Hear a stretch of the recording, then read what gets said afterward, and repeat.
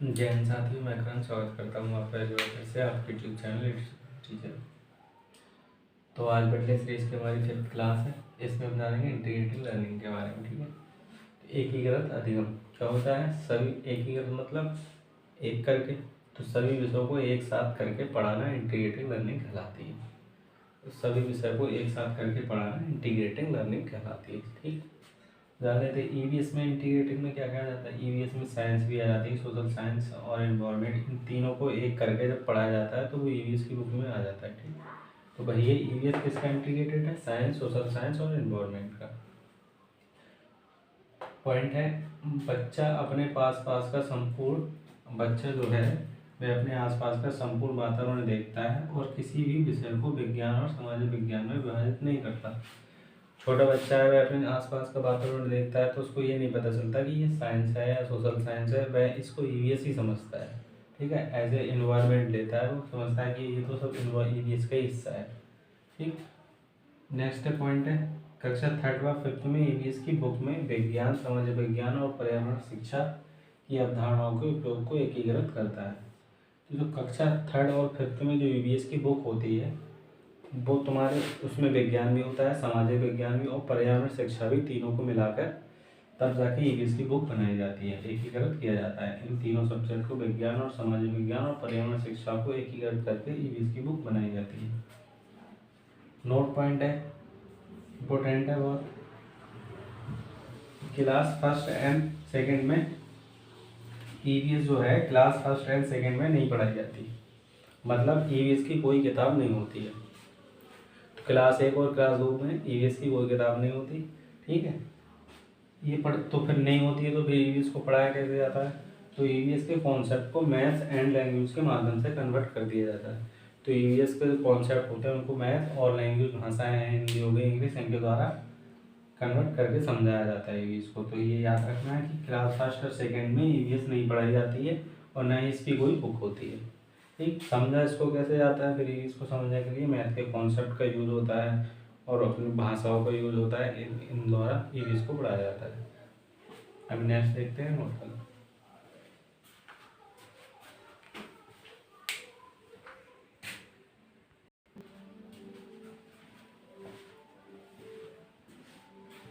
आइए नेक्स्ट देखते हैं। तो नेक्स्ट टॉपिक है हमारा text book of EVS, EVS की पाठ्य पुस्तक। यहाँ से एक क्वेश्चन, 1 से 2 क्वेश्चन यहाँ से भी बनना ही बनना है। एक तो कंपलसरी है, एक तो बनेगा ही बनेगा। ये सारे पॉइंट्स हैं। ठीक, 14 पॉइंट्स है टोटल, 13 पॉइंट्स नहीं, 13 ही हमारा इम्पोर्टेंट है, कोई भी पूछ सकता है। तो क्या कह रहे हैं? पाठ्य पुस्तक ज्ञान का एकमात्र स्रोत नहीं है, ये सिर्फ बच्चे की नॉलेज बढ़ाने में सहायता करती है, जैसे वह अपने आसपास के लोगों से। तो मतलब क्या कह रहे हैं? पाठ्य पुस्तक सिर्फ एकमात्र ऐसी चीज़ नहीं है जिससे हम ज्ञान प्राप्त कर सकते हैं। हमें ज्ञान प्राप्त करने के लिए क्या, परिवार से भी हम ज्ञान प्राप्त करते हैं, समाज से भी, अपने स्कूल के बच्चों से भी ज्ञान प्राप्त करते हैं।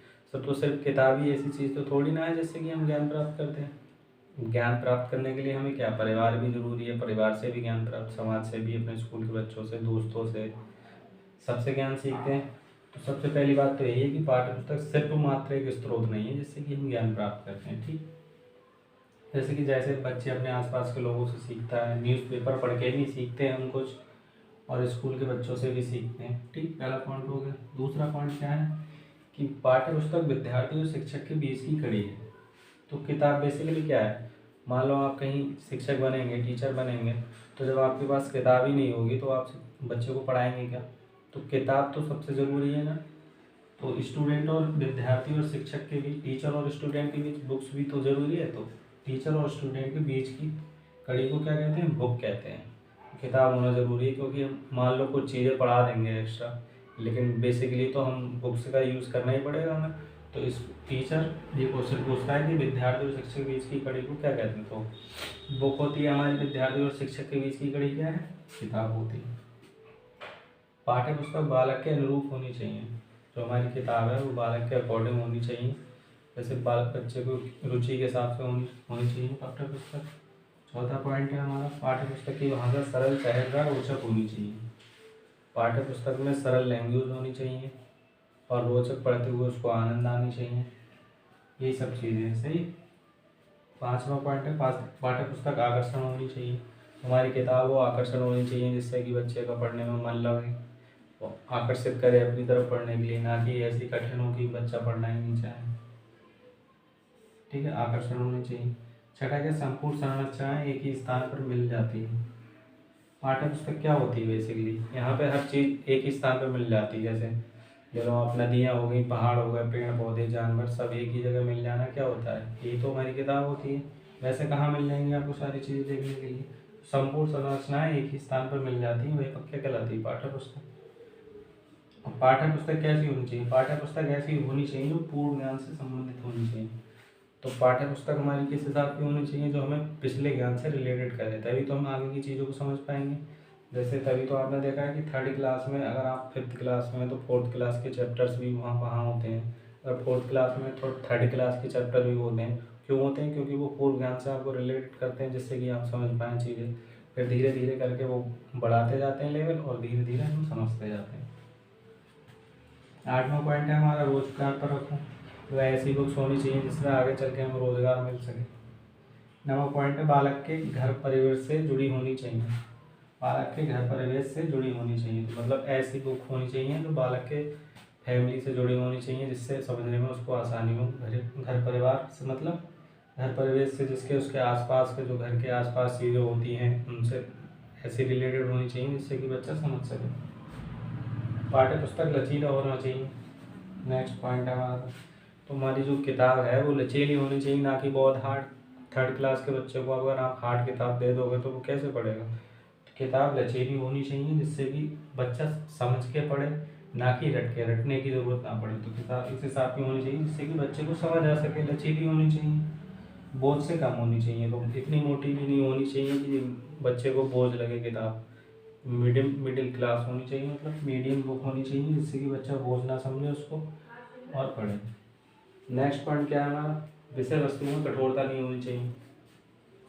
कोई सब्जेक्ट है, अगर किसी भी सब्जेक्ट की बुक है तो उसमें कठोरता नहीं होनी चाहिए, मतलब सिंपलिसिटी होनी चाहिए बुक में, कि जिससे कि बच्चा समझ सके। अगर ज़्यादा कठोर बुक होगी तो कैसे समझेगा।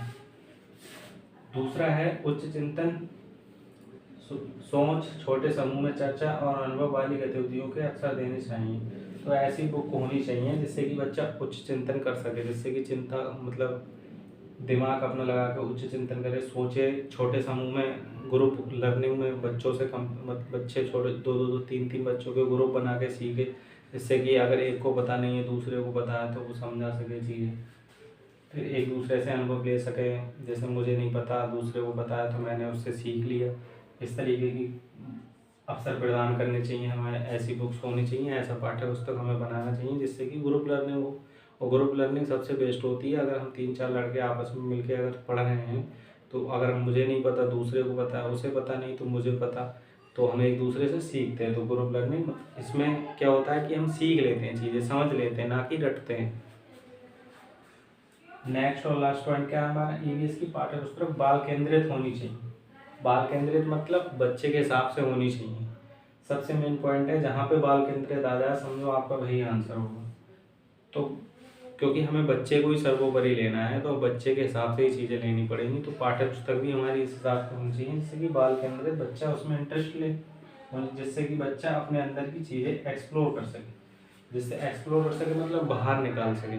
तो बच्चे के अंदर जो भी क्रिएटिविटी है वो बाहर निकाल सके, बच्चे के हिसाब से वो होनी चाहिए जिससे कि समझ सके और रिटर्न विद्या सीखने पर मजबूर ना हो। अगर बच्चे के हिसाब से पाठ्य पुस्तक अगर आप टीचर अपने हिसाब से ही चूज़ कर लोगे ना, तो आप तो बहुत कुछ पढ़ के जा रहे हो, और आप थर्ड क्लास के बच्चे के लिए अपने हिसाब से बुक बनाओगे तो बना दो, 10th लेवल की बना दो, तो फिर बच्चा उसको क्या समझेगा, बच्चा तो रटेगा ही, वो अपने अंदर की चीज़ें कहाँ एक्सप्लोर कर पाएगा। तो बच्चे के हिसाब से बाल केंद्रित होनी चाहिए। थर्ड क्लास का बच्चा है तो बच्चे के अकॉर्डिंग चीज़ें होनी चाहिए, फोर्थ क्लास का है तो उसके अकॉर्डिंग, जिससे कि वो अपने अंदर की चीज़ें सारी एक्सप्लोर कर सके, रटे ना।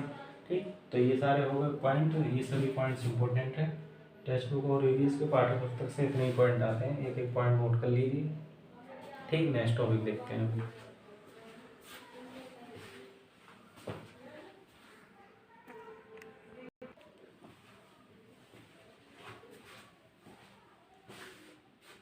नेक्स्ट टॉपिक देखते हैं। नेक्स्ट टॉपिक क्या है हमारा, स्नैक्स, सांप। ठीक, तो only 4 types of snacks in India.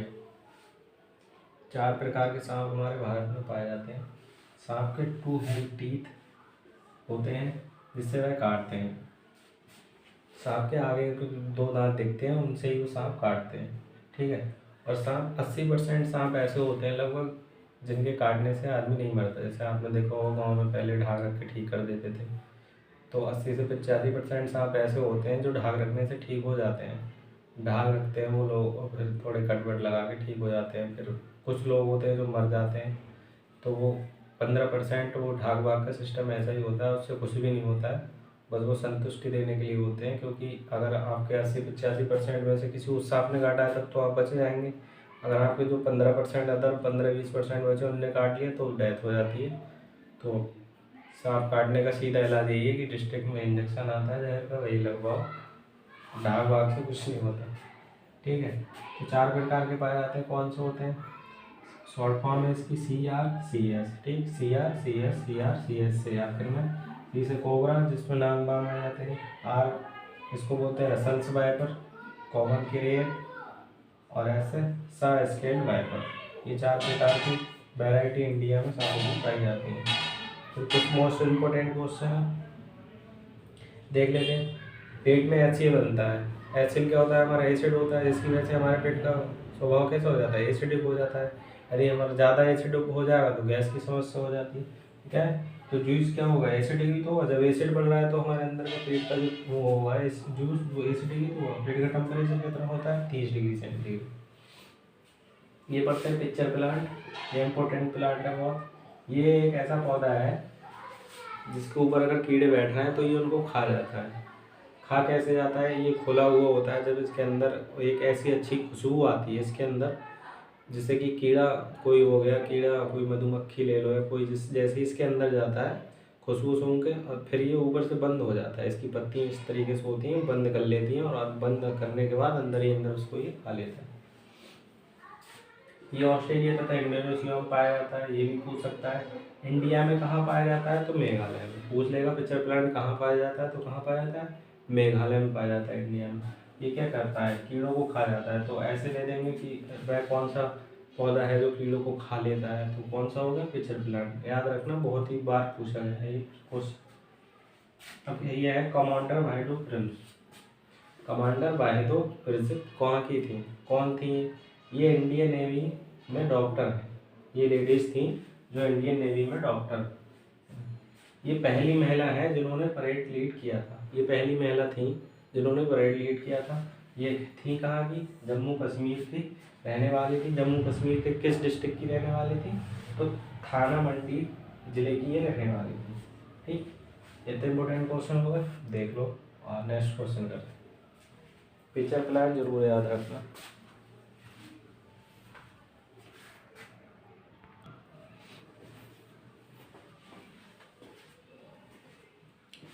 आइए नेक्स्ट देखते हैं। नेक्स्ट है हमारा बछेंद्री पाल, ठीक। जब मैंने एग्ज़ाम दिया था तो मेरी शिफ्ट में भी पूछा गया था ये क्वेश्चन। मेरी शिफ्ट में पूछा गया था कि वह महिला बताइए जिसने माउंट एवरेस्ट पर, वह पहली भारतीय महिला और संसार की 5 सिर्फ यही था, वह पहली भारतीय महिला जिसने माउंट एवरेस्ट पर चढ़ाई की थी। तो उसमें कई नाम थे, तो मैं बछेंद्री पाल था, ठीक। मेरा ठीक हो गया था उस टाइम भी। तो उत्तराखंड की रहने वाली है ये। सबसे पहली बात तो पूछ लेगा कहाँ की रहने वाली बछेंद्री पाल? उत्तराखंड की रहने वाली है। दूसरी, माउंट एवरेस्ट पर चढ़ने वाली पहली भारतीय यही थी जो माउंट एवरेस्ट पर, पहली भारतीय महिला यही थी जो माउंट एवरेस्ट पर उन्होंने चढ़ाई की थी। तथा संसार की 5वीं थी। 23 मई 1984 को चढ़ाई की थी, ठीक। 2019 में इन्हें पद्म भूषण दिया गया था। नोट पॉइंट है ये कि मतलब माउंट एवरेस्ट पर चढ़ने वाली पहली महिला कौन थी, क्योंकि ये तो पहली भारतीय थी। जो सबसे पहली महिला चढ़ी थी माउंट एवरेस्ट पर वो कौन थी? एडमंड हिलेरी, ठीक। ये भी पूछ सकता है कि पहली महिला कौन थी। अब जान लेते हैं मीराबाई चानू के बारे में। मीराबाई चानू कौन है? फुल नेम क्या है इनका? साइखोम मीराबाई चानू, ठीक। मणिपुर की रहने वाली है। 1994 में इनका जन्म हुआ था। कौन है ये? वेट लिफ्टिंग है, 48 kg के वेट में वेट लिफ्टिंग करती हैं। 2017 में इन्होंने गोल्ड मेडल उठाया था, गोल्ड मेडल जीता था, और रजत पदक जीतने वाली प्रथम महिला है ये। रजत पदक जिन्होंने जीता है, ये पहली महिला है जिन्होंने भारत के लिए रजत पदक जीता है। ठीक, पद्मश्री मेजर ध्यानचंद पुरस्कार से सम्मानित की जा चुकी है। और अभी जो कॉमनवेल्थ गेम हुए थे 2022 में, इन्होंने वेट लिफ्टिंग में गोल्ड मेडल जीता था, सभी को पता है। अब कुछ इंपॉर्टेंट क्वेश्चन और हैं, वो देख लेते हैं। यहाँ से बनेगा जरूर, कोई ना कोई महिला पूछ ले लेंगे, जैसे मैंने अभी पिछले अभी इससे पहले बताया था मैं बछेंद्री पाल और मीराबाई चानू, कोई भी एक पूछ ले। अब जानते हैं पक्षी मनुष्य 4 गुना देख सकता है, मतलब हमसे 4 गुना ज़्यादा पक्षी देख सकते हैं। रात को जो पक्षी देखते हैं उनको ब्लैक या वाइट दिखाई देता है, जैसे उल्लू हो गया, चमगादड़ हो गया, ये रात को ही तो देख सकते हैं। ये क्वेश्चन पहले भी मैं करा चुका हूँ, दोबारा से आ गया है। ठीक है, इंपॉर्टेंट क्वेश्चन है क्योंकि ये आता भी है, तो देख लेना। रात को जो पक्षी देखते हैं उनको या तो ब्लैक दिखाई देगा या तो वाइट दिखाई देगा। जैसे एग्जाम्पल क्या होगा, उल्लू चमगादड़, ये रात को ही तो देखते हैं। दूसरा बहुत ही इंपॉर्टेंट क्वेश्चन है, बच्चों का सामाजिकरण का पहला पाठ कहाँ से प्राप्त होता है। तो बच्चा कुछ भी अगर सीखता है तो सबसे पहले कहाँ से सीखता है, अपने परिवार से सीखता है, अपने माता पिता भाई बहन इनसे ही तो सीखता है। तो समाजी का तो हिस्सा है एक परिवार, तो सब पहला सामाजिकरण कहाँ है, परिवार से। अगर दूसरा पूछे तो अपने आसपास पड़ोस इन्वायरमेंट से सीखता है, तो वहाँ इन्वायरमेंट हो गया। अगर पहला पूछ रहा है पहला सामाजिकरण, पहला तो परिवार से ही सीखता है सब कुछ बच्चा।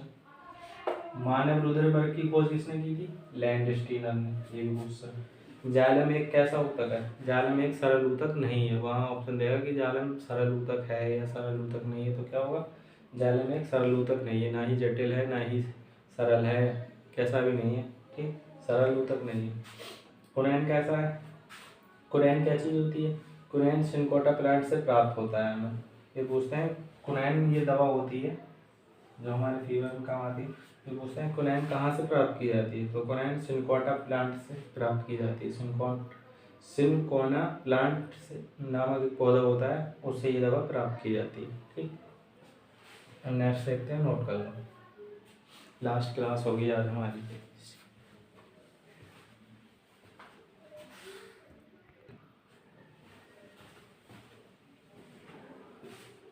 आइए नेक्स्ट देखते हैं। नेक्स्ट है हमारा परिवार। वैसे तो ये पहला ही चैप्टर है लेकिन हम बाद में कर रहे हैं इसको। परिवार, इससे बस इतना पूछता जाता है कि एकल परिवार क्या होता है, संयुक्त परिवार। 2 प्रकार के परिवार होते हैं, एक एकल परिवार, दूसरा संयुक्त परिवार। एकल परिवार में कौन कौन आता है, हस्बैंड वाइफ और उनके जो अनमैरिड बच्चे होते हैं वो आते हैं। इसका स्वरूप कैसा होता है, लघु होता है। जाहिर सी बात है लघु होगा जब किसी घर में माता पिता और उनके बच्चे ही रह रहे हैं, तो कोई बड़ा परिवार थोड़ी होगा, उसका स्वरूप छोटा ही होगा।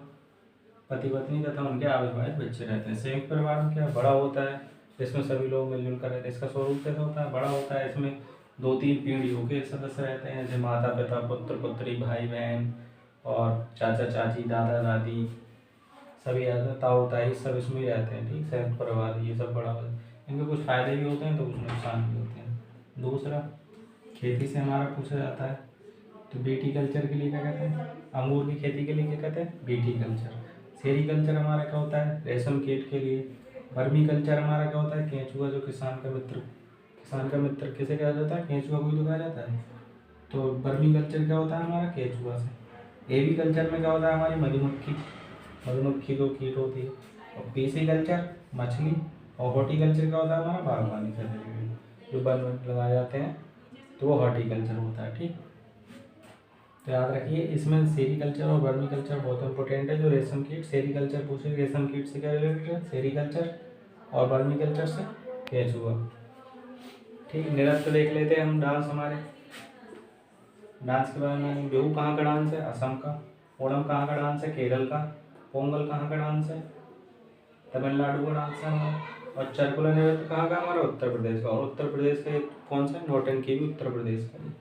कजली मेला कहाँ लगता है, कजली में नृत्य जो है वो कहाँ का है, महोबा कहाँ पड़ता है, उत्तर प्रदेश में। तो कजली मेल और चरकुला नृत्य और नौटंकी ये कहाँ के, उत्तर प्रदेश के। बमासा प्लस लावड़ी कहाँ के, महाराष्ट्र के। ठीक, तो नृत्य भी होगा हमारे, खेती भी होगी। एक खेती पूछ लेते हैं कभी कभी, ज़्यादातर पूछते हैं खेती, नृत्य भी पूछ लेते हैं और इससे कभी कभी पूछ लेते हैं। उसी तरह की एकल परिवार वो ऑप्शन में दे देंगे। ठीक, नेक्स्ट देखते हैं, नोट कर लीजिए।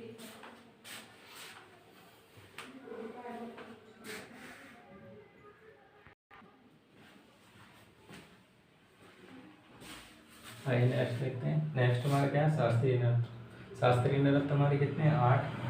पहला क्या है, कथकली, दूसरा मोहिनीअट्टम, तीसरा भरतनाट्यम, चौथा कुचिपुड़ी, पांचवा कथक, छठा ओडिसी, मणिपुर, सरिया। कथकली और मोहिनीअट्टम कहाँ के, हमारे केरल के हैं। और जो भरतनाट्यम नाम से ही पता चलता है तमिलनाडु, कुचिपुड़ी आंध्र प्रदेश का, कथक कहाँ का, उत्तरी भारत मतलब यूपी का, उड़ीसी उड़ीसा का, मणिपुर, मणि में मणि लिखित दिख ही रहा है तो कहाँ हो जाएगा, मणि का, उड़ीसी में उड़ी उड़ीसा, और सरिया कहाँ का, असम का। कुछ घास के मैदान, इससे एक आध नृत्य पूछ लेते हैं, नृत्य इंपॉर्टेंट है, एक आध पूछ लेते हैं कभी कभी, जरूरी नहीं हर सेट में पूछें, लेकिन पूछ लेते हैं, ठीक है, तो हमें याद करके जाना है। पंपास घास के मैदान, और वैसे भी पता होने चाहिए हमें शास्त्रीय। पंपास घास का मैदान कहाँ, अर्जेंटीना में। लानोस घास का मैदान एक पूछ लेते हैं, कई सेक्टरों में पूछते हैं, मतलब ज़्यादातर पूछ ही लेते हैं। घास का मैदान किसी न किसी 2 पेपर आते हैं हमारे, एक ना एक में पूछ ही लेते हैं। तो पंपास घास के मैदान कहाँ है, अर्जेंटीना में। लानोस कहाँ, वेनेजुला में पाए जाते हैं लानोस घास के मैदान। ऐसे करके पूछेगा कि जो अर्जेंटीना में घास के मैदान है उसको क्या कहते हैं, तो पंपास कहते हैं। या ऐसे पूछ लेगा पंपास घास के मैदान किस देश में पाए जाते हैं, तो अर्जेंटीना में पाए जाते हैं। लानोस घास के मैदान कहाँ पाए जाते हैं, वेनेजुला में। डॉन्स घास के मैदान कहाँ पाए जाते हैं, ऑस्ट्रेलिया में। बेल्स घास के मैदान कहाँ पाए जाते हैं, साउथ अफ्रीका, दक्षिण अफ्रीका में।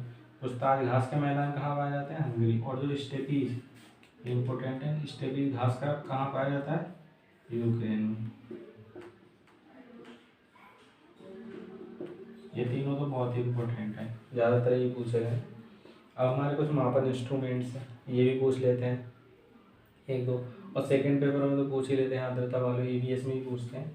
हाइग्रोमीटर, आर्द्रता को किससे मापते हैं, हाइग्रोमीटर, मतलब नमी जो वगैरह होती है उसको हाइग्रोमीटर द्वारा मापते हैं। दाब को किससे मापते हैं, बैरोमीटर यंत्र से मापते हैं। दूध मापने के लिए इलेक्ट्रोमीटर का यूज़ करते हैं। गहराई मापने के लिए फेदोमीटर का यूज़ करते हैं, फेदोमीटर। और पायरोमीटर द्वारा दूर की वस्तु का तापमान है, मतलब बहुत दूर रखी वस्तु है उसका तापमान ज्ञात करने के लिए पायरोमीटर, जैसे सूर्य मान लो, चंद्रमा मान लो। और अल्टीमीटर द्वारा किसका मापते हैं, ऊंचाई को, ठीक। तो ये हमारे मापन इंस्ट्रूमेंट्स हो गए, इससे एक आध आ जाता है। और घास के मैदान में एक आध पूछ लेते हैं। ये मापन वाला चांस रहते हैं सेकंड पेपर में आने की, जिनके पास साइंस है, और फर्स्ट में भी पूछ लेते हैं ईवीएस में, ठीक। ये हमारा शास्त्रीय नृत्य होगा। अभी हम लास्ट टॉपिक देखते हैं अपना, फिर हमारी ईवीएस खत्म हो जाएगी।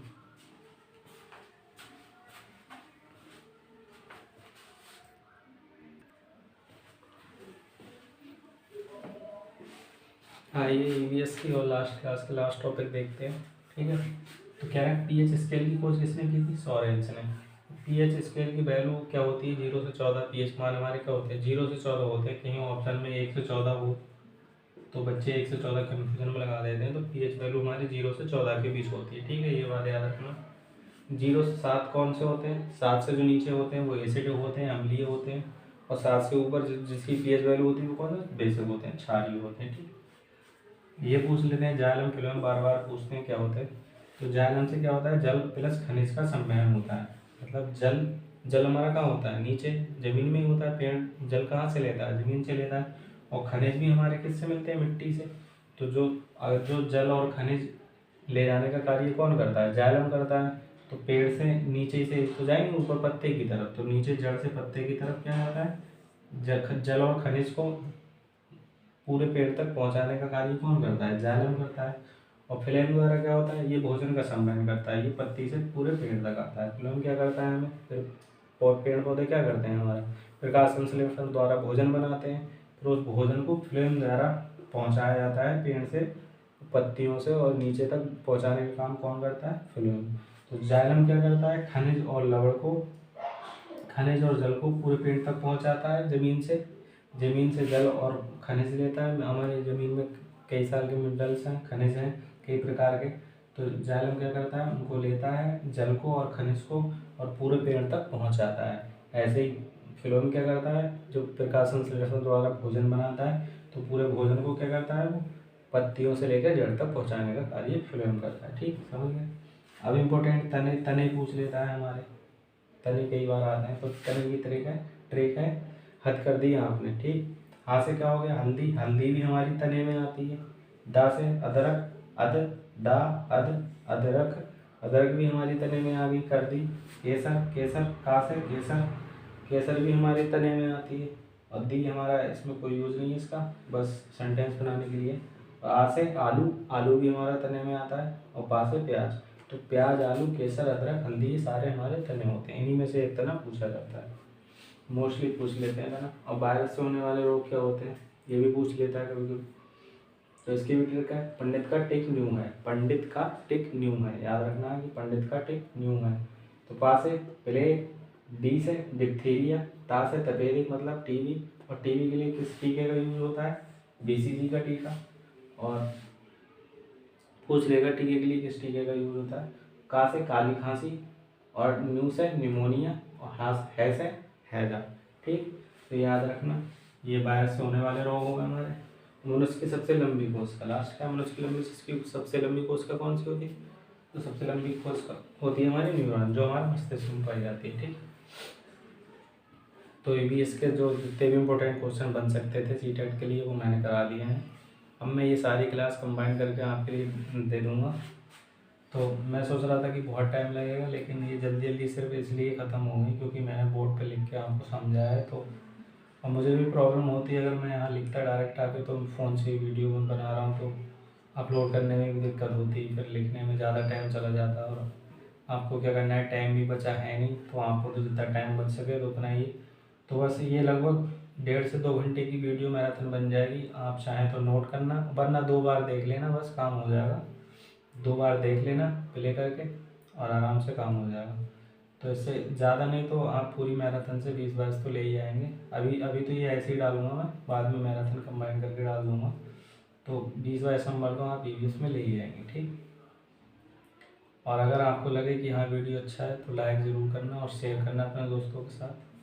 ठीक, अब हम शुरुआत करेंगे नया चैप्टर, नया सब्जेक्ट कोई सीडीपी स्टार्ट करेंगे। ठीक, और मैथ की भी क्लासेस अभी मैंने ईवीएस के चक्कर में नहीं अपलोड किया, तो अभी मैथ के भी कुछ चैप्टर हैं। तो मैथ की 2D चैप्टर बचा है पूरा, 2D से 2-3 सवाल पूछे जाते हैं, ट्रायंगल से भी पूछ लेते हैं और चतुर्भुज वगैरह भी पूछते हैं। तो पहले हम वो करेंगे, उसके बाद हम सीडीपी देखेंगे या साथ साथ देख लेंगे। ठीक, तो भरोसा करके पढ़ना है इसको, ईवीएस को आराम से 20 बाइस आपको मिल जाएंगे यहाँ से।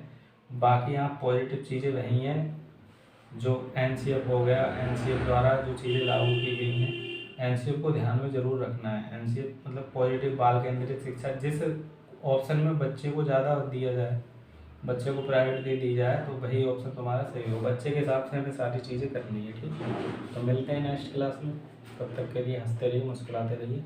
जय।